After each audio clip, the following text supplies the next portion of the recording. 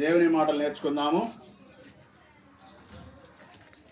కొద్ది నిమిషాలు దేవుని మాటలు నేర్చుకుందాము.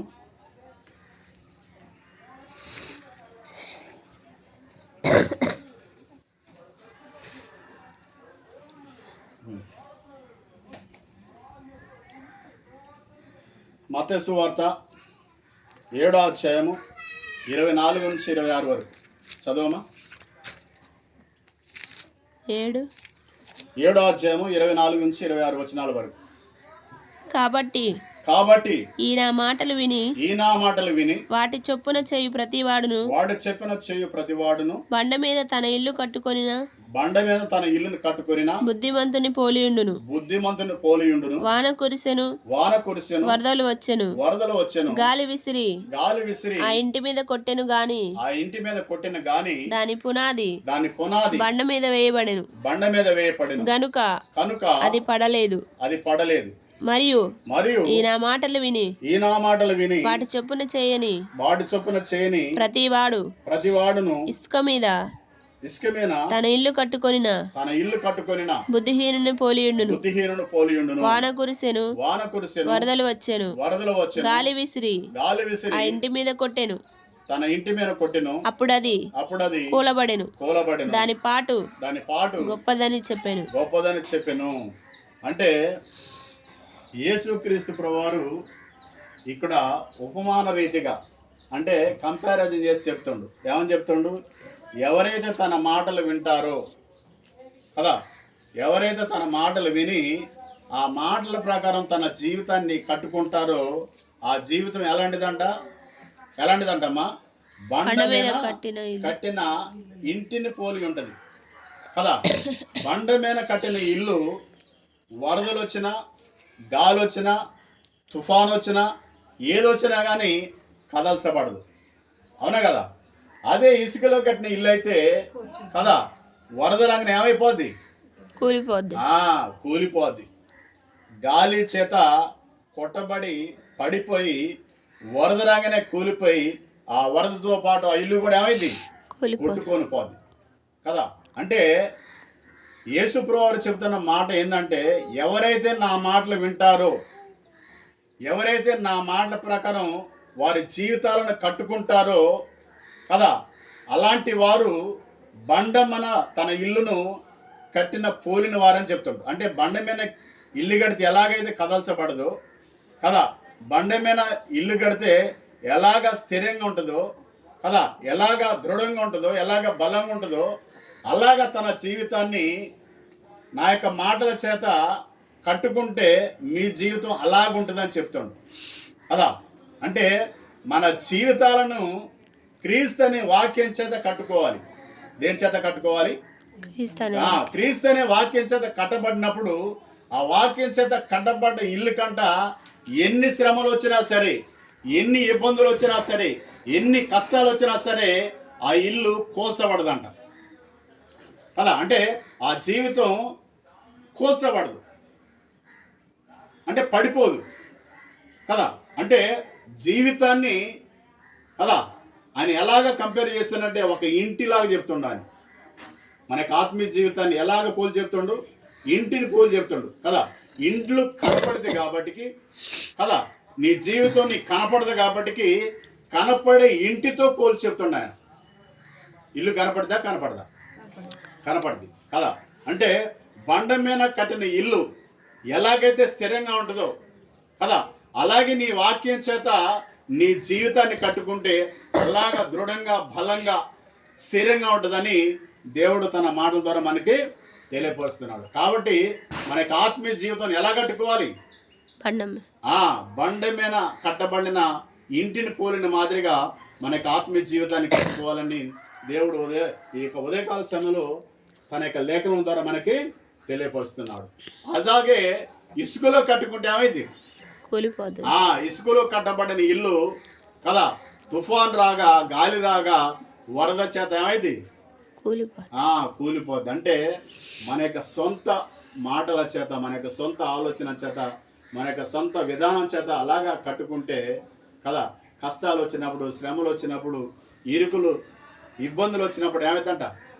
కూలిపోద్ది. అంటే ఆత్మీయ జీవితంలో పడిపోతామని దేవుని వాక్యం ద్వారా దేవుడు మనకి తెలియపరుస్తున్నాడు కదా. ఇంకొక మాట చూసుకుందాం. మత్తయి సువార్త 4:23. మత్తయి సువార్త 4:23 నుంచి చివరి వరకు.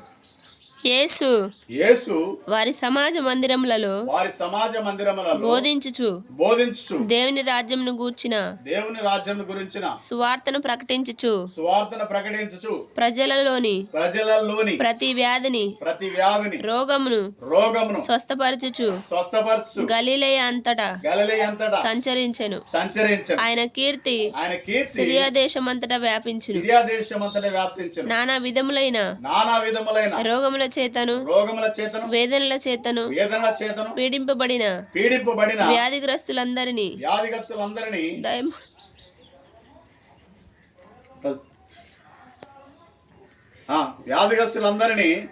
పట్టిన వారిని చాంద్ర రోగులను పక్షవాయువు గల వారిని వారు ఆయన యొద్దకు తీసుకొని రాగా ఆయన వారిని స్వస్థపరిచెను. అంటే యేసుక్రీస్తు ప్రభువారు పరిచర్య చేస్తున్న సమయంలో అనేక రోగాల చేత, రుగ్మతుల చేత, వ్యాధుల చేత కదా, దయ్యముల చేత, చంద్ర రోగముల చేత పట్టబడిన వారిని ఎవరి దగ్గర తీసుకొచ్చారు? యేసు ప్రభువారి దగ్గర తీసుకొచ్చారు కదా. యేసు ప్రభువారి దగ్గర తీసుకొచ్చినప్పుడు యేసు ప్రభువారు వారికి ప్రార్థన చేసినప్పుడు వారిలో ఉన్న రోగం వారిని విడిచిపోయిందని, స్వస్థత కలిగిందని అక్కడ మనకు లేఖనం ద్వారా రూఢీపరచబడింది కదా. అంటే యేసు ప్రభువారి యొక్క మాట వింటే కదా, ఆయన యొక్క ఆలోచన విధానాన్ని మనం కనిపెడితే, అంటే గ్రహిస్తే కదా, మనలో ఏదున్నా సరే కదా, ఆయన మాటల చేత మనలో ఉన్న ప్రతి రోగము కూడా తొలగిపోద్దంట కదా. యేసుక్రీస్తు ప్రభు మాటలో ఏముందమ్మా? స్వస్థత ఉంది కదా.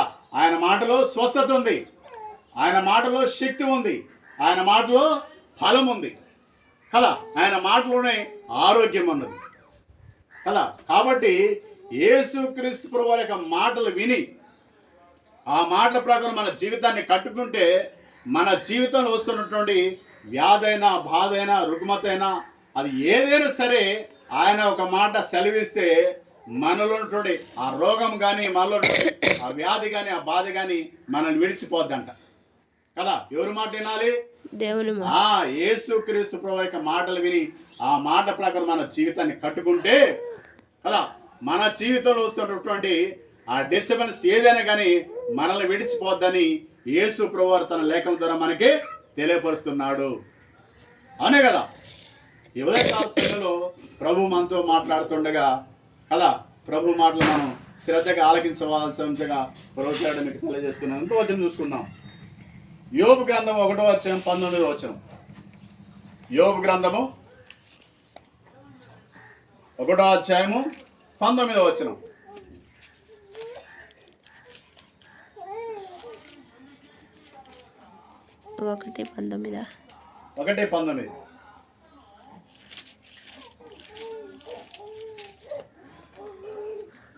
గొప్ప సుడిగాలి అరణ్య మార్గముగా వచ్చి ఆ ఇంటి 4 మూలలను కొట్టగా అది యవ్వనుల మీద పడినందున వారు చనిపోయిరి. దాని నీకు తెలియజేయుటకు నేనొక్కడనే తప్పించుకొని వచ్చి ఉన్నానని. అప్పుడు యోబు లేచి తన పై వస్త్రమును చింపుకొని తల వెంట్రుకలు గొరిగించుకొని నేల మీద సాష్టాంగపడి నమస్కారం చేసి ఇట్లా నేను ఇక్కడ యోబు గారి కుటుంబం మొత్తం కూడా కదా, పిల్లలు కదా, కుటుంబ సమేతంగా 7 కొడుకులు, 7 కోడళ్ళు, 3 బిడ్డలు, 3 అల్లుళ్ళు, మనవలు, మనవరాళ్ళతో కలిసి కుటుంబ సమేతంగా భోజనం చేస్తారు. ఎక్కడ? యోబు గారి ఇంట్లో కదా. చేస్తున్నప్పుడు ఏమైంది? ఆ ఇంటికి ఏమైంది? నలుదిక్కుల ఒక్కసారి గాలి, వాన, తుఫాను కొట్టగా ఏమైందమ్మా? వాళ్ళ మీద పడినందుకు చనిపోయారు. ఇల్లు కూలిపోయింది కదా, నలువైపులు కొట్టగా ఇల్లు కూలి వాళ్ళ మీద పడ్డప్పుడు వాళ్ళందరూ ఏమైపోయారు? చనిపోయారు కదా. చనిపోయినా సరే యోబు విశ్వాసంతో కదా, యోబు విశ్వాసంతో ఆయన యేసు ప్రభువు యొక్క మాట మీద విశ్వాసం ఉంచి ప్రార్థన చేసిండు కదా. ప్రార్థన చేసినప్పుడు ఏమైంది? ఏం జరిగింది ఆయన జీవితంలో? అద్భుతంగా కదా, కోల్పోయిన దాన్ని ఏం చేసినా తిరిగి పొందుకోండి కదా. అంటే యేసు క్రీస్తు ప్రభువు యొక్క మాట నమ్మితే మనం కదా, ఆయన మాటలేందో మనం విశ్వాసం ఉంచి ఆయన మాటల ప్రకారం మనం నడుచుకుంటే, ఆయన మాటల ప్రకారం మనం జీవిస్తే కదా, కోల్పోయిందని కూడా మనం ఏం చేస్తాం? తిరిగి పొందుకుంటాం. అవునా కదా. యోబు గారు ఇక్కడ కుమారులు కోల్పోయాడు, కుమార్తెలను కోల్పోయాడు కదా, తనకున్నటువంటి యావదాస్తిని కోల్పోయాడు. అయినా సరే ఆయన ఏమాత్రం కూడా కదా భయపడక బాధపడక కదా, ఎటువంటి అనాలోచితంగా ప్రవర్తించగా దేవుని విశ్వాసం ఉంచి నమ్మకంతో ప్రార్థన చేస్తున్నప్పుడు దేవుడు తన జీవితంలో ఏం చేసిండు? గొప్ప కార్యం చేసిండు కదా. అంటే మన జీవితంలో ఎలాంటి విపత్తు వచ్చినా సరే, అది శత్రువు పనైనా సరే కదా, దేవుడు ఏం చేస్తాడు? అద్భుతంగా చేస్తాడు కదా. అంటే యోబు జీవితంలో దేవుడు అద్భుతం చేసిండా లేదా కదా, ఆశ్చర్యకార్యం చేసిండా లేదా కదా. చనిపోయిన కుమారుని తిరిగిచ్చిండు, చనిపోయిన కుమార్తెను తిరిగిచ్చిండు, మనవరాలను తిరిగిచ్చిండు కదా. ఆయన కోల్పోయిన యావదాస్తిని కూడా మళ్ళా తిరిగిచ్చిండు. అంటే మనం ఏం చేయాలి? ఆయన మాటలు వినాలి కదా. ఏం చేయాలి? ఆయన మాటలు విని ఆయన మాటల ప్రకారం మన జీవితాన్ని కట్టుకుంటే కదా, మనం తిరిగి కోల్పోయిన దాన్ని తిరిగి మనం పొందుకునే అవకాశం, అట్టి కృప దేవుని యొక్క దొరికిద్దని దేవుడు తన లేఖల ద్వారా మనకి తెలియపరుస్తున్నాడు. అవునా కదా. ఇక్కడ యోబు గారు పొందుకున్నాడా లేదా కదా. అలాగా మనము దేవుని మాటల ప్రకారం మనం జీవించినట్లయితే దేవుడు గొప్ప కార్యం చేస్తారని మనం దేవుని ఎదుట విశ్వాసం ఉంచాలి. అవునా కదా. ఇంకో చిన్న చూసుకుందాం. సామెతల గ్రంథము 20వ అధ్యాయము 14వ వచనం.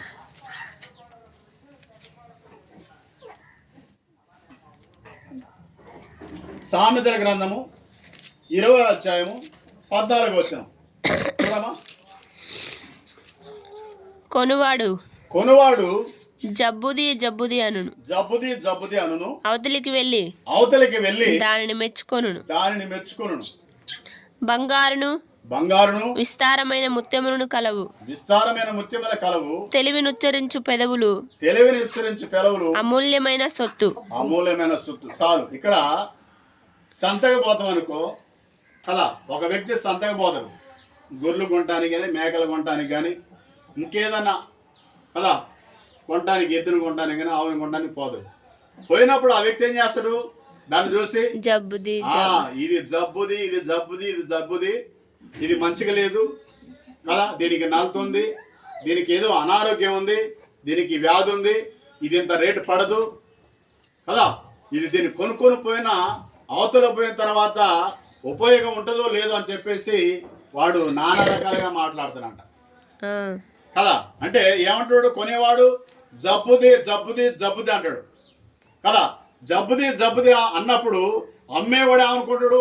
ఏమో నిజంగానే దీనికి జబ్బు ఉన్నట్టుంది, వీడు పదే జబ్బుది అంటే దానికి జబ్బు లేకపోయినా సరే అది నలతగా ఉంటే దాన్ని ఏమంటున్నాడు? జబ్బుది అంటున్నాడు కదా. జబ్బుది అని వాడు ఏమంటుండు? ఇది జబ్బుది, దీనికి ఇంత రేటు పడదు కదా, ఇది కొనుక్కొని పోయినా కానీ ఇది బతికిద్దో మరి చనిపోదో తెలియదు, ఇంత రేట్ అయితే పడదు, నేను ఎంత అయితే ఇస్తా అని చెప్పేసి వాడు కొనుక్కొని పోతాడంట ఆ వస్తువుని కదా. మేకలు కానీ, గొర్రెలు కానీ, బర్రెలు కానీ ఏదైనా సరే సంతకు పోయిన వ్యక్తి ఏమంటాడంటే జబ్బుది అంటాడు కదా. జబ్బుదని కొనుక్కొని పోయిన తర్వాత వాడి చేతికి వచ్చిన తర్వాత దాన్ని తోలుకొని ముందుకు పోతుంటే ఏమంటాడు? మళ్ళీ చూడు, అవతలికి వెళ్ళి దాన్ని మెచ్చుకుంటాడు.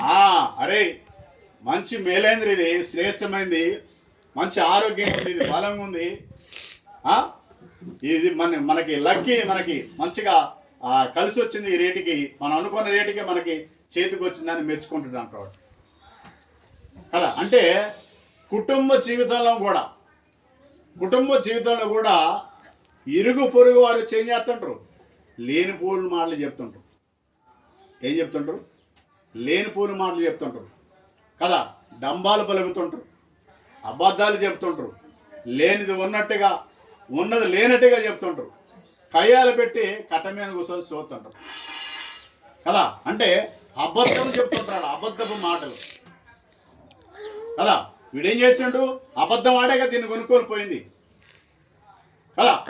అబద్ధం చెప్పి ఇది జబ్బుది అని చెప్పేసి అబద్ధం ఆడి దాన్ని కొనుక్కొని పోయి అవతల పోయి దాన్ని మెచ్చుకుంటాడు కదా. అలాగనే కుటుంబాలలో కూడా కదా, అత్తల గోడలు కానీ కదా, తండ్రి కొడుకులు కానీ కదా, అన్నదమ్ములు కానీ కదా, తోటి కోడలు కానీ ఏం పెడతారంట? వైరం పెడతారంట కదా. వైరం పెట్టి నీకు పడన వారి ముందు వాళ్ళని మెచ్చుకుంటారు కదా. మెచ్చుకొని నీకు కోపం వచ్చినట్టుగా వారి ఆలోచన విధానం ఉంటుంది కదా. ఆలోచన విధానం ఎలా ఉంటుందంటే నీకు కోపం రేపే విధంగా ఉంటుంది. వాళ్ళది కోపం రేపే విధంగా ఉన్నప్పుడు నీ కోపం వచ్చిన ఏమంటావు? ఆవేశాలు ఏం చేస్తాం? మాటదారతం కదా.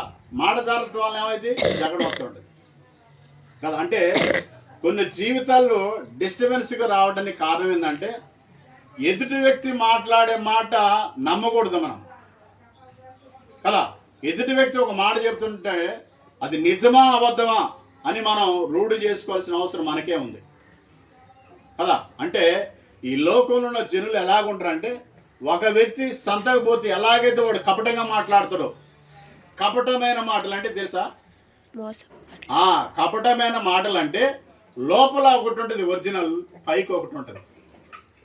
వాడు ఏమంటున్నాడు?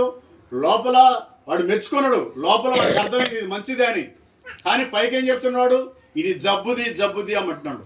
అంటే కపటమైన మాటలు కదా. ఒక వ్యక్తి దగ్గర మనం ఒక మేలు పొందాలంటే ఆ వ్యక్తిని ఏం చేయాలి? మనం పొగడాల కదా. పొగిడితే ఆ పొగడతలకి లొంగిపోయి చాలామంది హెల్ప్ చేసే వాళ్ళు ఉంటారు. అంటే అది వారి యొక్క బలహీనత కదా.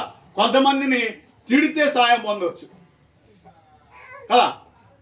పక్కింటో చూడు ఏదన్నా అడిగిన టక్కనే నువ్వు ఎప్పుడు వచ్చినా ఏందమ్మా నువ్వు ఇక ఆడికి వచ్చి అడిగితే అలాగే ఎమ్మటే నిజం ఆ పక్కెట్టే ఇచ్చిద్దా నేను ఎట్లేదా సరే తీసుకోపో. అంటే కపటమైన మాటలు, కళ్ళబోలి మాటలు, మాయ మాటలు, డమ్మంతో కూడిన మాటలు కదా. అంటే ఆ వ్యక్తి యొక్క బలహీనతను బట్టి మాట్లాడి వారికి అవసరాన్ని తీర్చుకుంటారు అన్నమాట. అనే కదా. ఇక్కడ వీడు ఏం చేసిండు? సంతకు పోయి జబ్బుది అని చెప్పేసి ఏం చేసిండు? కొనుక్కొని వచ్చి ఆ కొద్ది ముందు పోయిన తర్వాత ఇది ఏమంటుండు? ఇది మంచిది అంటుండు కదా. అంటే వాడికి తెలుసా లేదా మంచిదా కాదని? వాడికి తెలుసు కదా. మంచిదంటే ఏం చేయాలా? రేటు ఎక్కువ పెట్టాలి కదా. దాన్ని ఇది జబ్బుది అంటే కదా, ఆ అమ్మే వ్యక్తి కూడా డౌన్ అయిపోతుంటాడు. ఏమైపోతుంటాడు? డౌన్ అయిపోయి సరే ఎంతకో కొంతగా ఆడికి ఇచ్చేద్దాలని చెప్పేసి వాడు ఇచ్చేస్తాడు కదా.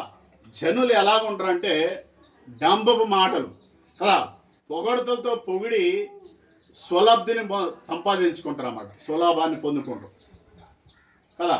కొంతమంది అయితే విమర్శ చేసి లబ్ధి పొందుకుంటారు. అంటే రకరకాల మనస్తత్వాలు కలిగి ఉంటారు, రకరకాల ఆలోచన కలిగి ఉంటారు. కానీ మనం ఎవరు ఆలోచన కలిగి ఉండాలి? మనం దేవుని ఆలోచన కలిగి ఉండాలి. దేవుడు ఏమంటాడంటే ఈ నా మాటలు విని, ఎవరు మాటలంట? ఈ నా మాటలు విని కదా బండ మీద ఎవరైతే ఇల్లు కట్టుకుంటారో కదా ఆ ఇంటిని పోలిన వారి వలె ఉంటారంట. బండ మీద ఇల్లు కడితే కదా వరదలు వచ్చినా, తుఫాన్లు వచ్చినా, గాలి దుమారం రేగినా ఆ ఇంటికి ఏం కాదు. అలాగనే మన జీవితాన్ని దేవుని వాక్యం చేత కట్టుకుంటే కదా ఇలాంటి ఆడిపోట్లు, చెప్పుడు మాటలు, లేనిపోని మాటలు, ఉన్నది లేనట్టుగా లేనిది ఉన్నట్టుగా, కపటమైన మాటలు, కళ్ళబొల్లి మాటలు, ఏ మాటలు చెప్పినా మనం నమ్మం. ఎందుకు? వాక్యం మన హృదయంలో ఉంటుంది కాబట్టి కదా. దేవుని మాటలు మన మనసులో ఉంటాయి కాబట్టి వాళ్ళు చెబుతుంది కరెక్టా కాదని మనం దేవుని వాక్యం చేత పరిశీలన చేస్తే వాళ్ళు ఊరికే దొరికిపోతారు. అవును కదా. ఇప్పుడు ఒక వ్యక్తిని స్కాన్ చేస్తే ఆ వ్యక్తిలో ఉన్నటువంటి రోగం నిర్ధారణ అయింది. అవునా కదా.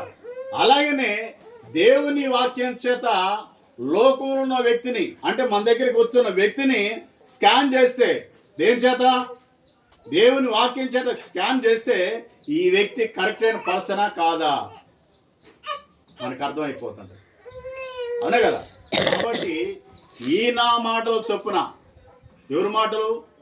యేసు ప్రభువారు ఏ మాటలు అయితే చెప్పానో ఆ మాటల ప్రకారం తన జీవితాన్ని కట్టుకోవాలంట కదా.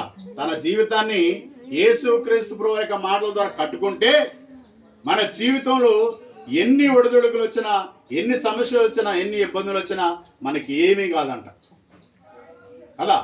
ఇప్పుడు గాలి వాన దుమారం లేపి బండ మీద కట్టబడిన ఇంటిని కొడితే ఆ ఇంటికి ఏమైనా అయిద్దా? అలాగనే మన జీవితాన్ని యేసుక్రీస్తు ప్రభువు యొక్క మాటల చేత కట్టుకుంటే మన జీవితంలో వస్తున్నటువంటి ఆటుపోటులు ఏవైనా సరే కదా వాటంతకి వాటే వెనుదిరిగి పారిపోతాయి అంట కదా. కాబట్టి మనం దేవుని యొక్క మాటల చేత మన జీవితాలను కట్టుకోవాలని దేవుడు ఉదయకాల సమయంలో మనకి తెలియజేస్తున్నాడు. అవునా కదా. ఇంకో వచనం చూసుకుందాం. మత్తయి సువార్త 11:28 వచనం. మత్తయి సువార్త 11:28 వచనం.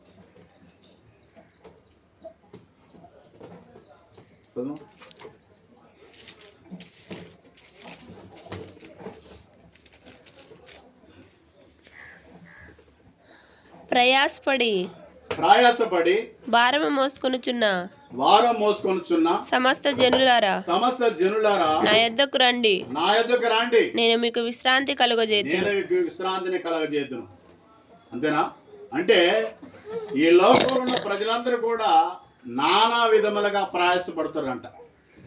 ఎలాగ ప్రయాసపడతారు? నానా విధములుగా కదా. అంటే పలు రకాలుగా, పలు విధములుగా, నానా విధములుగా ప్రయాసపడుతున్న జనులు చూసి యేసుక్రీస్తు ప్రభువు చెప్పిన మాట ఏంటంటే, ప్రయాసపడి భారం మోయుచున్న సమస్త జనులారా మీరు నా యొద్దకు రండి, మీకు విశ్రాంతిని కలగచేతును కదా.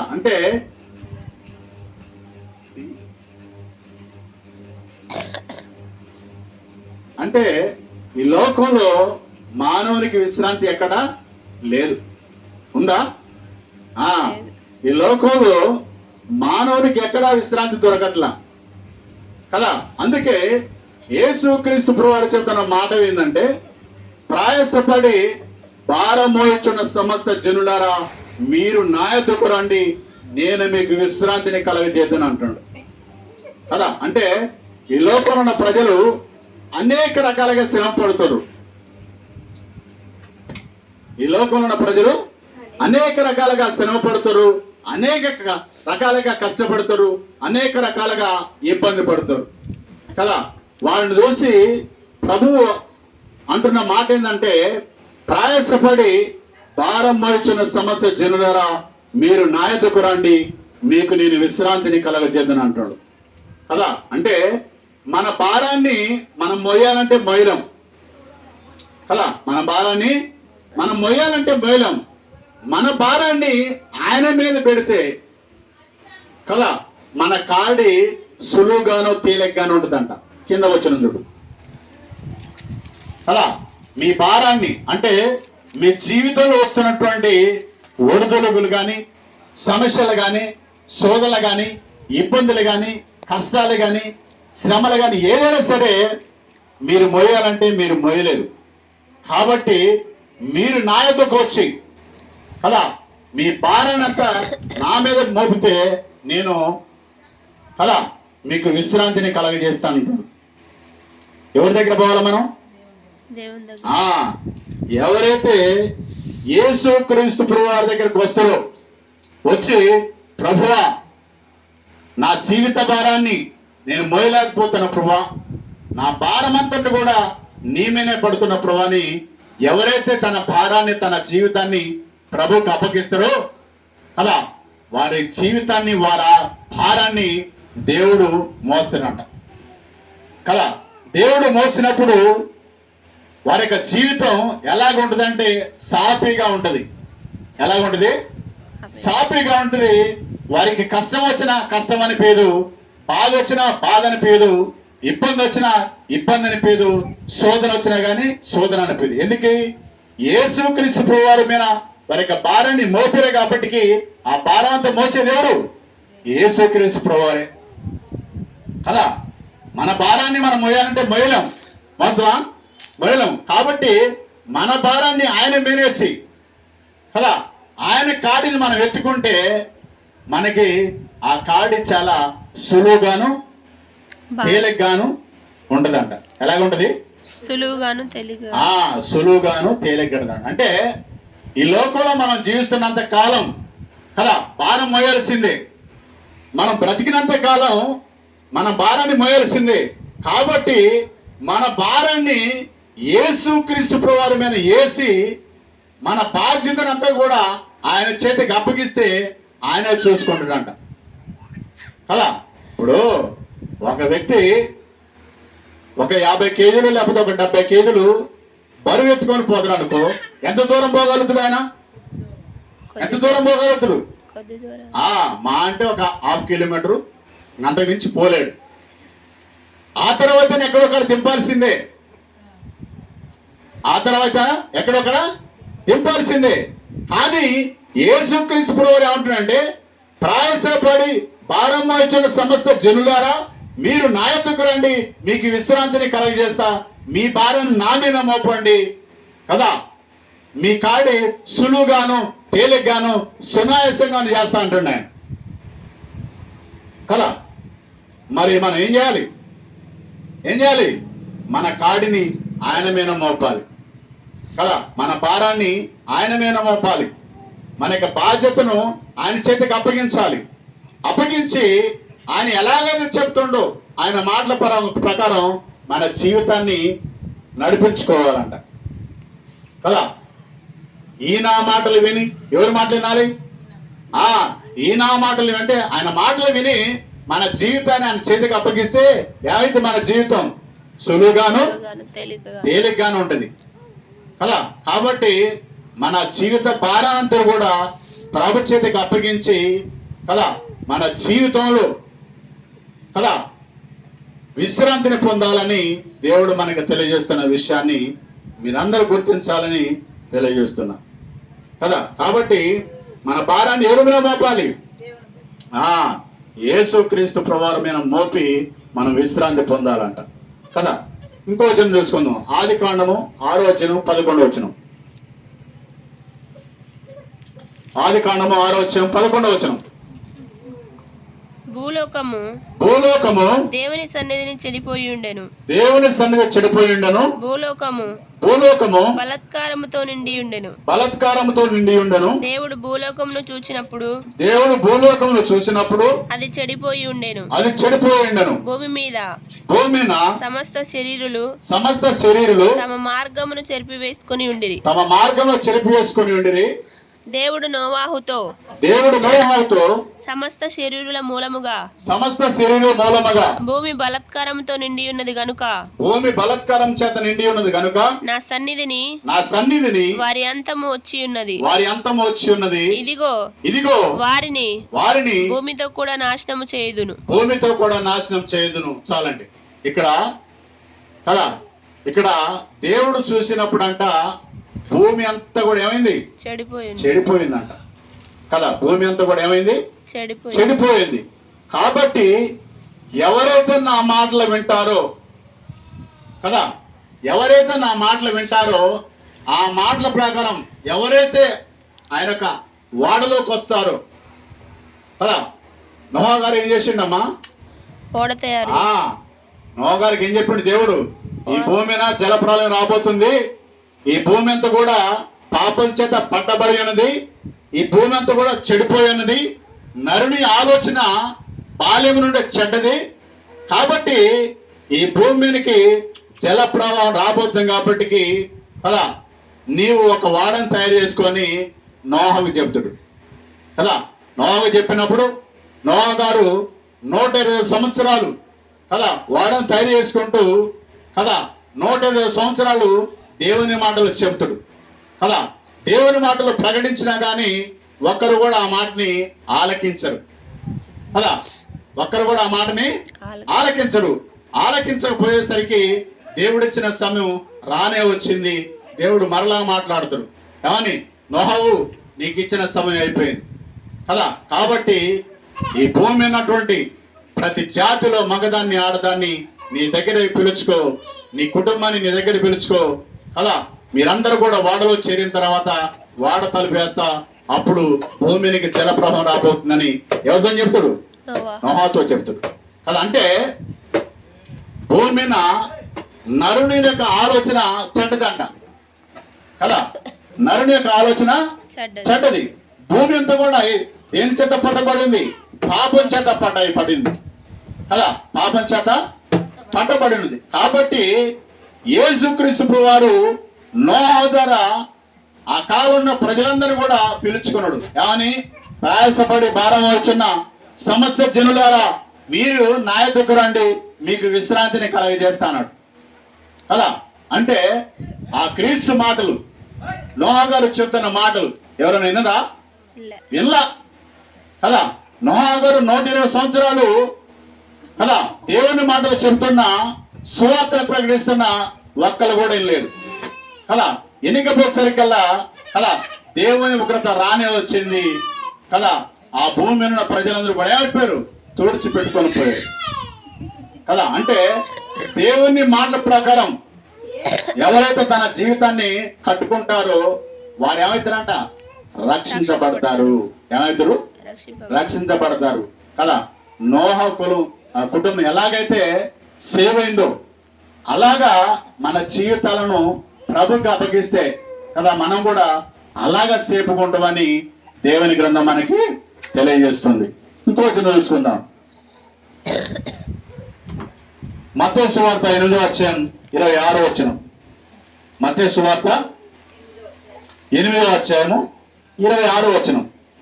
అందుకు ఆయన అల్ప విశ్వాసులారా ఎందుకు భయపడుచున్నారు వారితో చెప్పి లేచి గాలిని సముద్రమును గద్దింపగా మిక్కిలి నిమ్మలమాయెను. అంతేనా? చాలా. ఇక్కడ వీళ్ళు ఎక్కడ ప్రయాణం చేస్తారు? సముద్రంలో ప్రయాణం చేస్తారు కదా. యేసు ప్రభువారితో ఉన్నటువంటి శిష్యులందరికీ కూడా కలిసి సముద్రం మీద ప్రయాణం చేస్తాడు కదా. ఆ ప్రయాణం చేస్తున్నప్పుడు యేసు ప్రభువారు కొద్ది నిమిషాలు తన తలను వాలుస్తాడు కదా. అంటే కొద్ది నిమిషాలు విశ్రాంతి పొందుతుండ, ఆయన రెస్ట్ తీసుకుంటాడు కదా. రెస్ట్ తీసుకుంటున్నప్పుడు ఈ శిష్యులందరూ కూడా ఆ వాడలు ఉన్నప్పుడు సముద్రం మీద ఏరేగింది, తుఫాన్ రేగింది కదా. తుఫాన్ రేగి నలుదిక్కుల అంటే నలువైపుల కదా 4 దిక్కులు కూడా గాలి కదా, తుఫాను అంటే వర్షం పడుతుందిగా, జాడిచ్చి కొడుతుంది అనమాట. ఎదురబదర జాడిచ్చి కొడుతుంటే శిష్యులకి ఏమైంది? భయపడుతుండ్రు కదా. దేని చూసి? గాలిని చూసి, ఆ సముద్రం మీద రేగుతున్నటువంటి ఆ తుఫాను చేసి వీళ్ళు భయపడుతుండ్రు. ఎవరు? యేసుక్రీస్తు ప్రభువు యొక్క శిష్యులు కదా. ఈయనేమో ప్రశాంతంగా విశ్రాంతి పొందుతుండు. ఎవరు? యేసుక్రీస్తు ప్రభువు.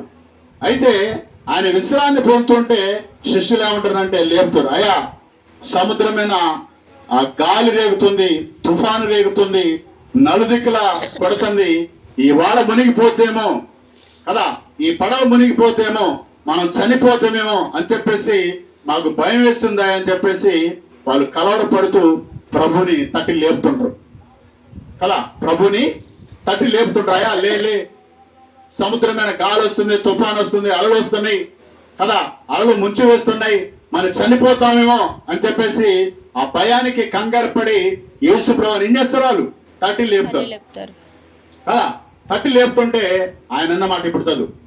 అందుకు ఆయన అల్ప విశ్వాసులారా ఎందుకు భయపడుచున్నారు వారితో చెప్పి లేచి గాలిని సముద్రమును గద్దింపగా మిక్కిలి నిమ్మలమాయను. అంటే మన జీవితములు కదా, ఈ ప్రయాణములు, జీవితం అనే ప్రయాణములు ఏదొచ్చినా సరే కదా, యేసు ప్రభువారు ఒకసారి గద్దిస్తే ఏమైపోద్ది? ఆగిపోద్ది. అలా సముద్రాన్ని కదా, గాలిని, తుఫాన్ని గద్దించినప్పుడు ఏమైంది? ఆగిపోతాయి. సముద్రం నిమ్మలైపోయింది, గాలి తుఫాను కూడా ఆగిపోయింది కదా. మన యొక్క జీవిత ప్రయాణంలో కదా, మన యొక్క జీవిత ప్రయాణంలో మనకి వస్తున్న సమస్య ఏదైనా సరే కదా, మనకు వస్తున్న ఇబ్బంది ఏదైనా సరే, ఆయన్ను మనం ఒకసారి తట్టి లేపితే, ప్రభువా ఒకసారి నా వైపు చూడయ్యా కదా, ఒకసారి మమ్మల్ని జ్ఞాపకం చేసుకోయా, మా యొక్క స్థితిని చూడయ్యా, మా పరిస్థితిని చూడయ్యా, మా జీవితాన్ని చూడయ్యా, మా బ్రతుకులు చూడయ్యా, మా బాధలు చూడయ్యా, మా వ్యాధులు చూడయ్యా, మా శోధనలు చూడయ్యా, మా ఇబ్బందులు చూడయ్యా, మా ఇరుకులు చూడని ఒకసారి ఆయన తట్టి లేపితే, ఆయన ఒకసారి గద్దిస్తే ఏమైపోతాయి? అమ్మా? కానపడకుండా అలా కానరాకుండా పారిపోతాయి. ఏమైపోతాయి? కనపడకుండా కానరాకుండా పారిపోతాయి. ఏం చేయాలి? మనం తట్టి లేపాలి ఆయన్ని కదా, తట్టి లేపాలి. కనీసం తట్టడం అడ్డ పెట్టించి మనం లేపడం కూడా లేపట్లే ఆయన్ని కదా. తట్టడం వాళ్ళన్న తట్టి లేపారయా, లే, గాలి, సముద్రమైన గాలి వస్తుంది, తుఫాను వస్తుంది, అలలు వస్తున్నాయి కదా, అలల చేత మునిగిపోతేమో, చనిపోతేమో, చచ్చిపోతామేమో అని చెప్పేసి సముద్రంలో లైవ్ అయిపోతుందని చెప్పేసి బాధపడి ఆ పండుకున్న యేసు ప్రభువుని ఏం చేస్తారు? వాళ్ళు తట్టి లేపుతారు వాళ్ళు కదా. మనం తట్టడం కాదు కదా, కనీసం లేపరు కూడా లేపాయని కదా. క్రైస్తవ జీవితంలో అనేకమైన ఆటుపోట్లు వస్తుంటాయి. ఆటుపోట్లు వస్తున్నప్పుడు ఏం చేయాలా? ప్రార్థన చేయాలి కదా. ప్రార్థన ఎలాగ చేయాలి? నీకు ఏ సమస్య అవుతుందో, నీకు ఏదైతే ఇబ్బందిగా ఉందో, నీకు ఏదైతే బాధగా ఉందో, నీకు ఏదైతే శోధనగా ఉందో, నీకు ఏదైతే సమస్యగా ఉందో, దాన్ని బట్టి ఆయన తట్టి లేపాలా కదా. యేసుప్రభు శిష్యులు ఏం చేస్తారు? ప్రభువా సముద్రమైన గాలి వస్తుందయా, తుఫాన్ వస్తుందయా, అలలు వస్తున్నాయా, నలువైపులు కొడుతున్నాయా, మేము చనిపోయేటట్టుందయా, నీకు ఎలాగ నిద్ర వస్తుందయా అని చెప్పేసి ఆయన తట్టు లేపుతారు కదా. నీవు నేను మనం ఎలాగ లేపాలి అని మన జీవితంలో, మన బ్రతుకులో కదా, మన పరిస్థితుల్లో ప్రతికూలమైన పరిస్థితి కానీ, అనుకూలమైన పరిస్థితి కానీ కదా, ఏ స్థితిలో ఉన్నా సరే మనం ఏం చేయాలి? తట్టి లేపాలి ఆయన్ని, తట్టి లేపాలి. లేపినప్పుడు ఆయన ఒకసారి గద్దిస్తే అది మన జీవితంలో ఏమైపోద్ది? పారిపోద్ది కదా. అప్పుడు మనకేమొచ్చింది? నెమ్మది వచ్చింది. ఏమొచ్చింది? నెమ్మది వచ్చింది, సమాధానం వచ్చింది, సంతోషం వచ్చింది కదా. అలాగ లేపకుండా కదా, అలాగ లేపకుండా మనం నిద్రమత్తులో ఉంటే, మనం బద్ధకస్తులో ఉంటే, మన సోమరులో ఉంటే కదా, మనం పండుపోతులో ఉంటే ఎలాగుంటుంది? సమస్య అధికమవుతుంటది, సమస్య అధికమవుతుంటది, స్థితి పరిస్థితి చేజారిపోతుంటది. అవును కదా. స్థితి పరిస్థితి చేజారిపోయి అగమ్య గోచరంగా, అంటే ఎవరికి చెప్పుకోలేని విధంగా మన జీవితం నీరు గారిపోతుంటది కదా. కాబట్టి మనం ఏం చేయాలి? మెలుకోగలిగి ఏం చేయాలి? ప్రార్థన చేయాలి. ప్రభువుని తట్టి లేపి, అయా ఒక్కసారి నా వైపు చూడయా, నా జీవితాన్ని చూడయా, నా పరిస్థితి చూడయని మనం ఏం చేయాలి? ప్రభువుని మనం ఏం చేయాలి? వేడుకోవాలి. వేడుకున్నప్పుడు కదా, శిష్యులకు ఎలాగైతే సమాధానం దొరికిందో కదా, శిష్యులు ఎలాగైతే నిమ్మలం పొంది ఉన్నారో కదా, శిష్యులు ఎలాగైతే వారు సంతోషించారో అలాగ మన జీవితంలో మన బ్రతుకులు కూడా మనకి సంతోషము, సమాధానము, ఆనందం దొరికిద్దంట కదా. అలాగా కాకుండా నిద్రాసక్తులే, బద్ధకస్తులమై, సోమరులమై, తిండిపోతులమై ఉన్నాం అనుకో కదా, మనకేం దాపరించింది? దారిద్రం దాపరించింది. ఏం దాపరించింది? దారిద్రం దాపించింది కదా. అందుకే యేసు ప్రభువు చెబుతున్న మాట ఏంటంటే, ప్రయాసపడి భారం మోచున్న సమస్త జనులారా మీరు నా యొద్దకు రండి, నేను మీకు విశ్రాంతిని కలుగజేస్తున్నానని దేవుడు తన మాటల ద్వారా మనకి ఉదయకాలం ఏం చేస్తున్నాడు? సెలవిస్తున్నాడు. కాబట్టి విన్న మాటలు విడిచిపెట్టక ఎవరైతే దేవుని మాటల చేత వారి జీవితాన్ని కట్టుకుంటారో కదా, ఎవరైతే దేవుని మాటల చేత వారి కుటుంబాన్ని కట్టుకుంటారో వారికి విశ్రాంతి దొరికిద్దంట, వారికి నెమ్మది దొరికిద్దంట, వారికి సంతోషం, సమాధానం దొరికిద్దంట. అంత మాత్రమే కాదు కానీ వారు ఆ కుటుంబం సేఫ్గా ఉండదంట కదా. అంటే గాలి, వాన, తుఫాను రేగి ఇంటిని కొట్టినా కానీ ఇల్లు బండ మీద కట్టుంటే ఎలాగుంటుంది? ఆ ఇల్లు ఎలా ఉంటుంది? స్థిరంగా ఉంటుంది, కదల్చబడకుండా ఉంటుంది కదా. అలాగా ప్రశాంతంగా ఉంటుంది. అలాగే ఇసుకలు కట్టుకుంటే కదా, గాలి కొట్టినప్పుడు, వరదలు వచ్చినప్పుడు, తుఫాన్ రేగినప్పుడు ఏమైంది? ఆ తుఫాన్తో పాటే కొట్టుకొని పోతుంది కదా. అంటే మన జీవితాన్ని వాక్యం చేత కదా, క్రీస్తు వాక్యం చేత మన జీవితాన్ని కట్టుకోవాలని ప్రభు ఈ ఉదయకాల సమయంలో తన మాటల ద్వారా మనకి తెలియజేస్తున్నాడని చెబుతూ ఈ మాటలు ఇంతటితో ముగిస్తున్నాను. మీ అందరికీ వందనాలు. God bless you all. ప్రార్థన చేసుకుందాం.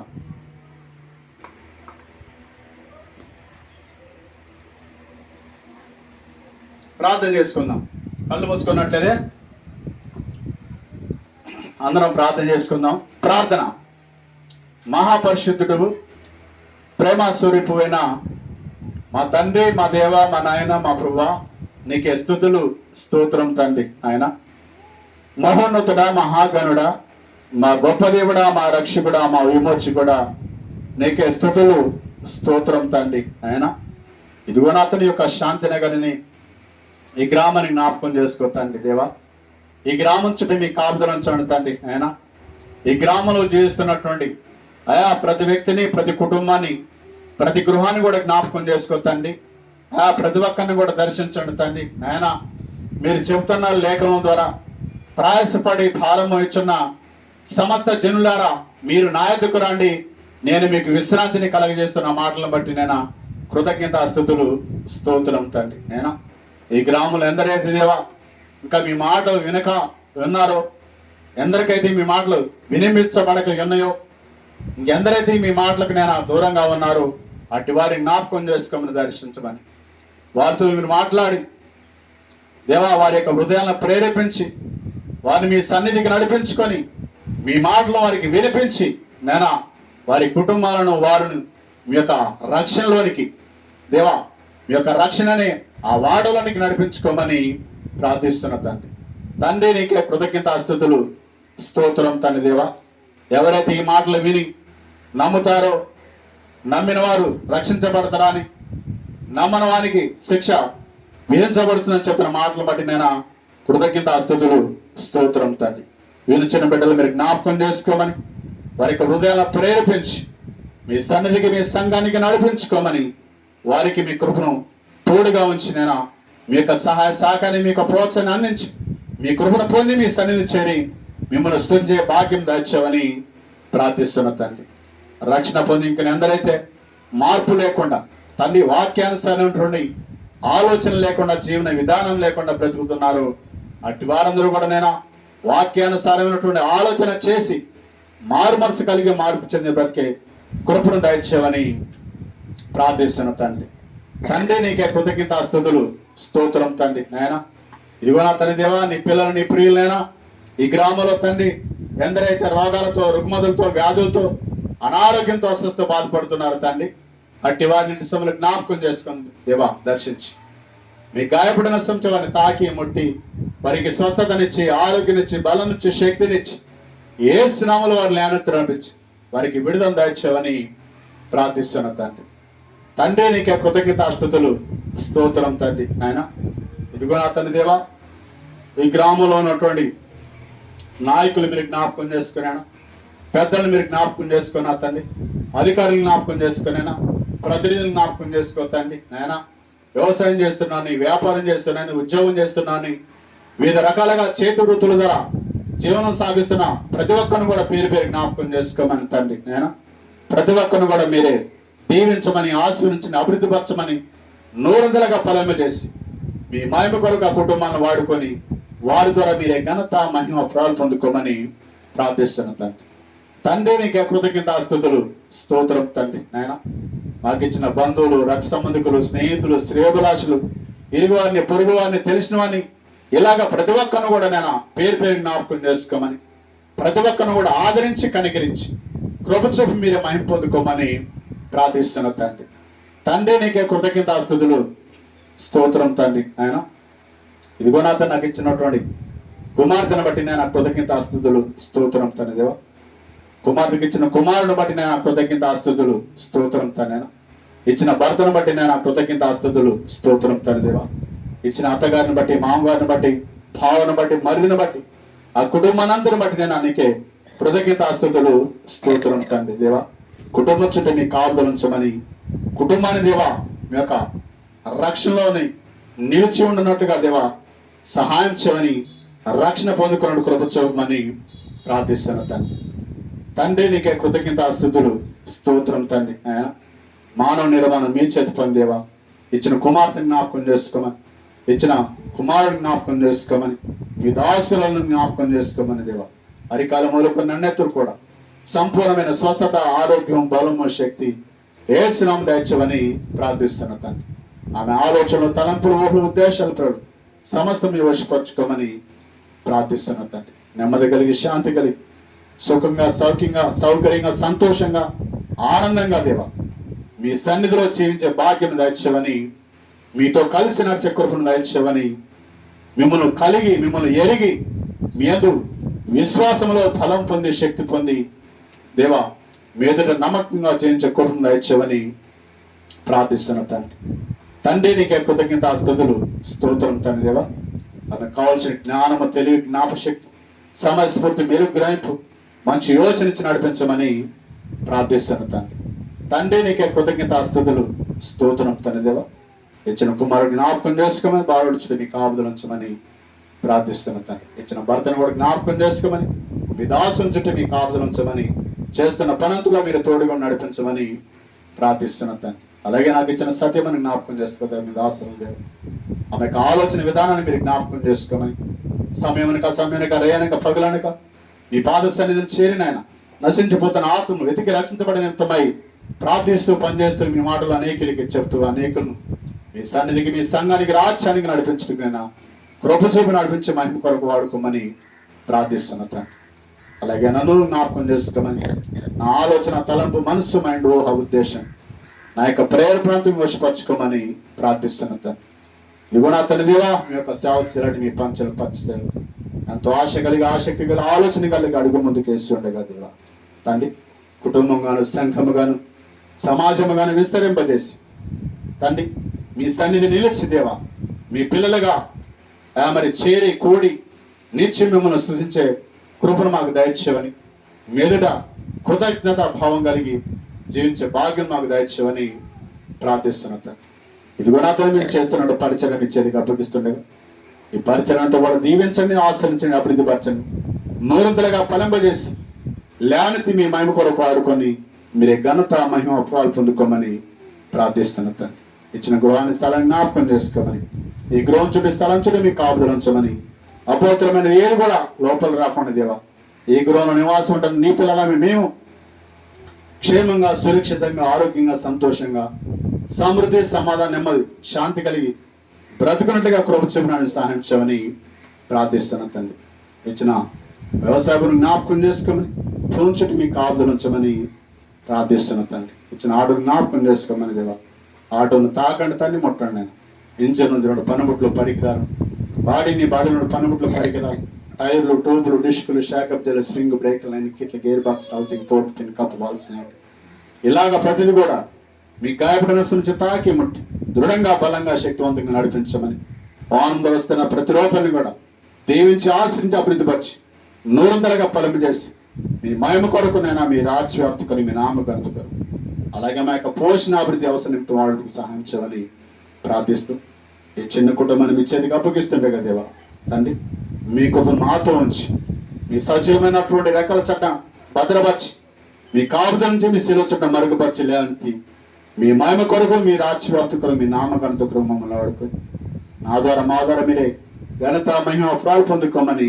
ప్రార్థిస్తూ విమనతని ఎందరైతే ప్రార్థించమని ప్రార్థన సహకారం కోరుతున్నారో అటు బిడ్డల మట్టి ప్రార్థిస్తుండగా మీ కృపా సాయాన్ని వారికి అందించి వారికి మేలు చేయమని ప్రార్థిస్తున్న తండ్రి తండ్రి నీకే కృతజ్ఞత స్తుతులు స్తోత్రం తండ్రి నాయన ఇదిగో నా తండ్రి దేవా ఈ ఉదయకాల సమయంలో కొద్ది నిమిషాలు మీ పిల్లలుగా మీ సన్నిధి చేరి కుటుంబంగా సంఘముగా మిమ్మల్ని స్థితించకై మీరు ఇచ్చిన గొప్ప అవకాశాన్ని బట్టి సమయాన్ని బట్టి దేవా మీరు ఇచ్చినటువంటి యోచన బట్టి నేను నీకే కృతజ్ఞత స్తుతులు స్తోత్రం చెల్లించుకుంటూ ఈ ప్రార్థన మనలోని కూడా మా ప్రభును రక్షకుడు నేను క్రీస్తు నామాని ప్రార్థన అడిగి వేడుకొని నాను పరమ తండ్రి ఆమేన్.